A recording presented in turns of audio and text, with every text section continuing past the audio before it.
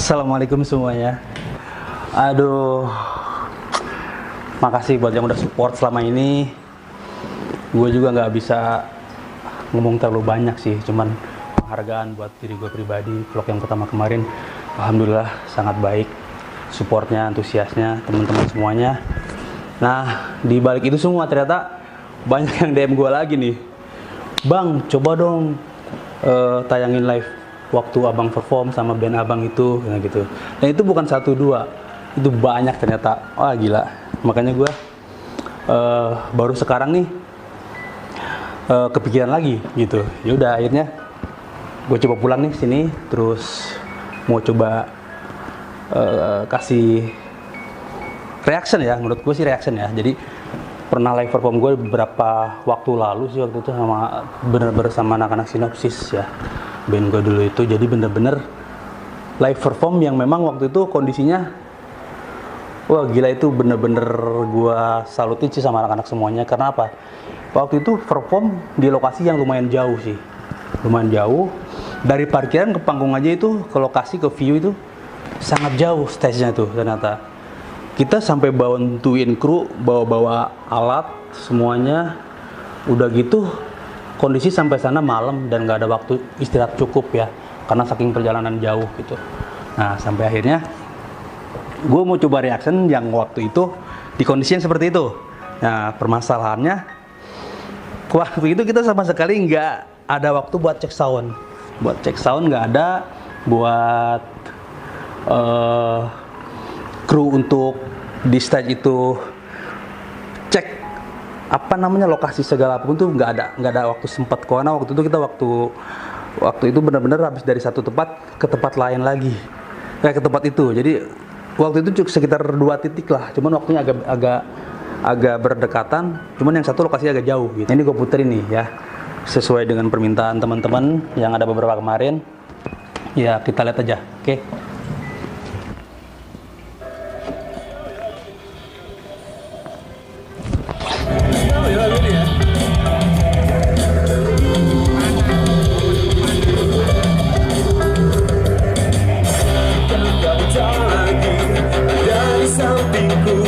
Yang menemani aku dan menjaga hatiku. Taukah bahwa aku tak mampu berjalan tanpa kau di sampingku. Menuntun langkahku.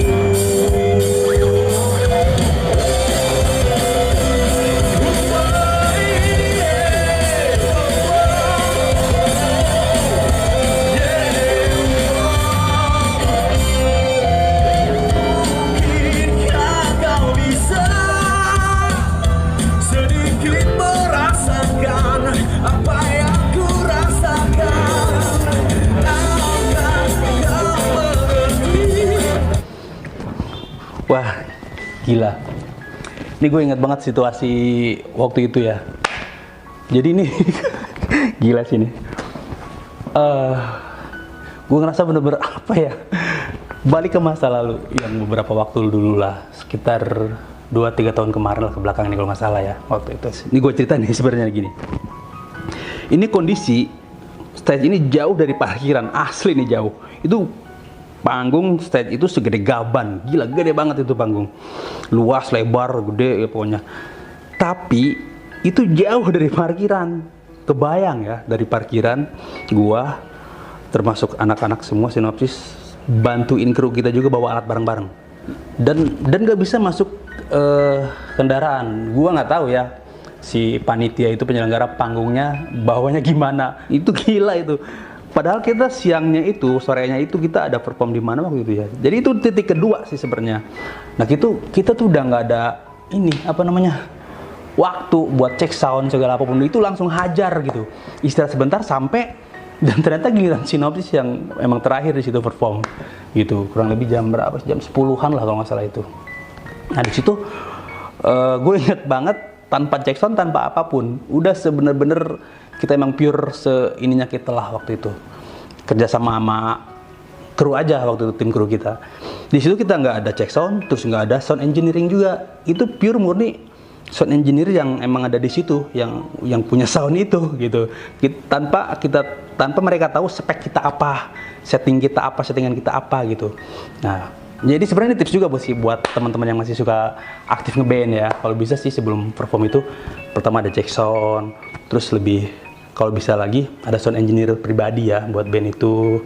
Terus kru semua udah terorganisir. Kalau bisa sih seperti itu ya, kalau emang bener-bener bisa gitu. Nah, itu emang sangat bantu. Nah, tapi kalau di Sinopsis ini sih anak-anak gue salut juga sih, mereka hajar aja waktu itu dengan kondisi yang gimana pun kondisinya ya, kita udah emang harus perform di situ udah harus menghibur gitu. Dan ternyata ya udah alhamdulillah, gue gak nyangka juga sih ternyata soundnya oke gitu. Ini terima kasih juga buat orang yang waktu itu udah sempet nge-record ini terus dikirim ke adminnya Sinopsis ya buat jadi dokumentasi. Nah, ini gue buka lagi nih teman-teman, jadi gue jadi bener-bener gimana ya, terharu campur seneng sih sebenarnya. Aduh gila, gue gak bisa ngomong apa lagi. Kita lanjut nih. Oke.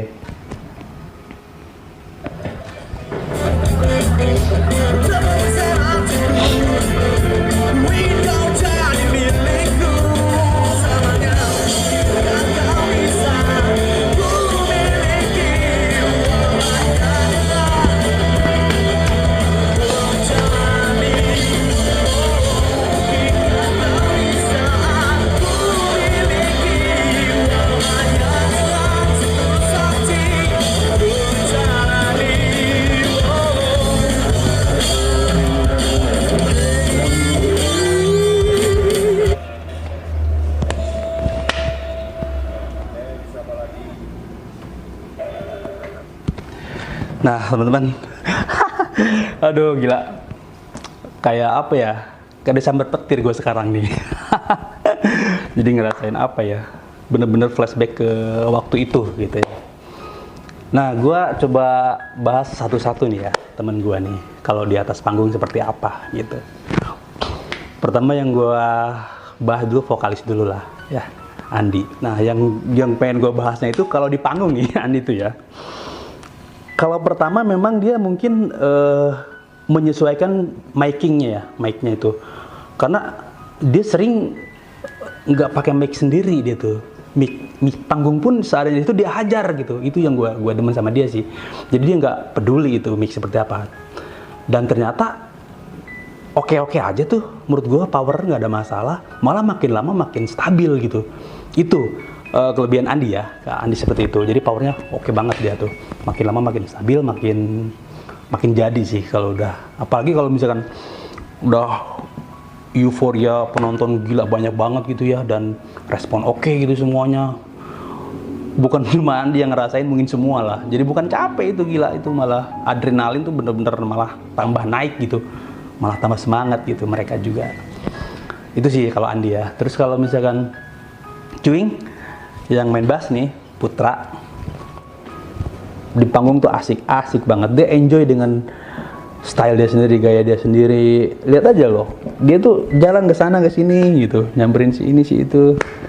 Dengan ini dia gitu, enjoy menikmati panggung gitu. Dia seperti itu. Jadi gua ngelihat Cuing itu bener-bener kalau udah naik panggung itu bukan kayak dia, bukan kayak Cuing. Itu bener-bener apa ya, orang yang emang bener-bener udah nyatu gitu sama musik gitu, udah sama bass dia sendiri gitu, udah dari bagian itu diri dia itu. Jadi dia kemana aja gitu dengan gaya dia, dan gayanya memang asik dan wajar dan normal. Menurut gue sih seperti itu, nggak berlebihan, enak lah dilihatnya gitu. Dan dia kalau misalkan ada salah pun nggak bakal ketahuan gitu, nggak bakal ketahuan. Kita sama-sama paling udah turun panggung nih, ya salah dikit tadi, ya kayak gitu lah. Jadi nggak ada di panggung tuh kita namanya kalau salah ngelihat, nggak ada kayak gitu. Jalan aja gitu. Pas turun panggung baru tuh ada sedikit pembahasan sih, wajar lah ya. Namanya kita live gitu kan, kadang lupa mungkin chord apa. Gue juga sama, banyak miss gue sebenarnya drum itu. Yang kedua Celi ya, ketiga Celi itu, Celi gitaris. Nah, Celi itu sosok yang benar-benar dari segi sound, pemilihan sound sama cara main gitar dia tegas. Gue bisa bilang dia tuh tegas, Celi itu. Itu yang gue tangkap dari Celi ya. Dari sound dia jelas, tegas, teliti. Dari sisi powernya juga ada. Terus petikan sama power chordnya juga bagus gitu. Tegas lah menurut gue dari sisi soundnya. Ngeblend gitu. Jadi sama karakter musiknya masuk tuh. Itu Celi ya. Terus ke bahas Denny. Nah Denny main gitar satu lagi yang tadi pakai kaos putih tuh. Denny itu kalau di panggung dia sama sekali nggak ada nervous juga sih, nggak ada anak-anak tuh, termasuk Denny ya. Dia lebih ke arah mengikuti alur Denny itu, mengikuti alur di panggung kita mau seperti apa dia ngikut gitu, dan orangnya bisa menyesuaikan diri gitu. Itu enaknya Denny. Dari sisi sound juga dia bagus, oke banget. Terus orangnya ya pasti asik lah Denny itu. Salutnya sama Denny, dia bisa menyesuaikan dengan secepatnya gitu. Kalau misalkan si Celi ini soundnya seperti itu misalkan, nah si Denny tuh dia bisa peka gitu. Dia sebagai gitar dua itu harus seperti apa, sound apa yang bakal dia pilih. Jadi ngeblend gitu. Artinya ngeblend itu bukan berarti campur aduk, enggak. Jadi karakter Denny sama karakter Celi itu nggak bisa sama soundnya, dia beda, cuman ngeblend gitu. Nah itu yang gue suka sih sama cara pemilihan soundnya Denny gitu. Nah gitu. Mana lagi nih? Minta yang lebih keras nih, terakhir ya.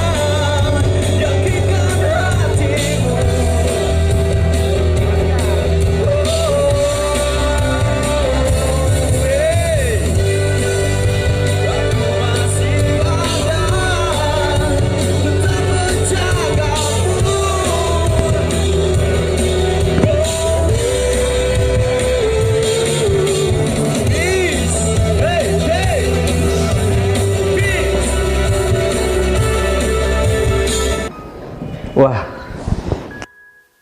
gila. Itu judulnya Berharap. Sebenarnya lagu itu kalau gue udah main lagu itu tuh kayak apa ya? Capek tuh hilang semua. Karena itu lagu yang pertama kita konsep dari awal terbentuknya Sinopsis. Dengan lagu itu tuh khusus buat festival sebenarnya lagu itu. Itu lagu khusus buat festival kita ciptain. Dan ternyata euforia kalau di panggung pun itu di semua panggung kalau kita bawain lagu Berharap gila semua, lompat semua. Itu semua mosing gila. Bahkan suka ada sedikit insiden ya guys, kayak mungkin agak keributan kecil, makanya tadi Ane bilang peace gitu kan. Nah itu biasanya ada sedikit baku hantam mungkin, tapi langsung Andi bisa menenangkan mereka lagi gitu sih. Itu lagu beberapa kali bisa menjabat juara loh. Kalau bisa festival dimanapun pasti itu bisa dapat juara dengan lagu itu gitu. Makanya kita sebut lagu itu emang lagu yang buat festival sih sebenarnya lagu itu gitu. Dan itu termasuk lagu yang anak-anak juga senang sih sama lagu itu, karena di situ kalau lu perhatiin yang udah tahu lagu Berharap itu dari sisi aransemen aja itu udah beda. Dari beat drum kayak dari intro, song 1, terus masuk ke chorus, terus masuk ke ref, ke melodi, itu semua beda. sampai ke ending pun itu beda semua beatnya gitu ya, ketukan-ketukannya. Terus yang kedua, lagu itu membawa kita sampai masuk ke major label. Nah, lagu Berharap itu sampai kita dikontrak dengan lagu itu gitu.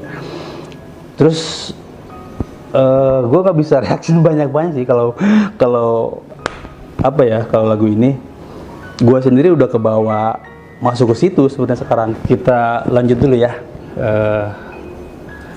lagunya.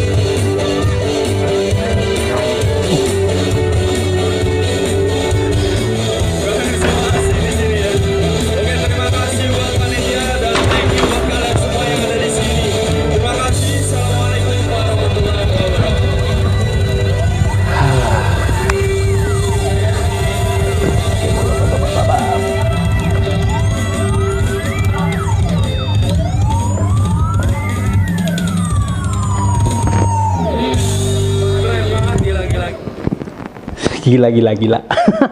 Kata MC-nya gila-gila, sama yang gue rasain sekarang. Gila. Aduh, gue nggak bisa ngomong banyak nih, teman-teman. Setelah denger 2 lagu itu, gue reaction. Apa yang gue rasain? Kira-kira lo tau nggak? Gila sih.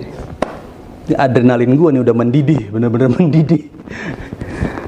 Gue nggak peduli apa lagi deh, pokoknya gue harus datengin mereka.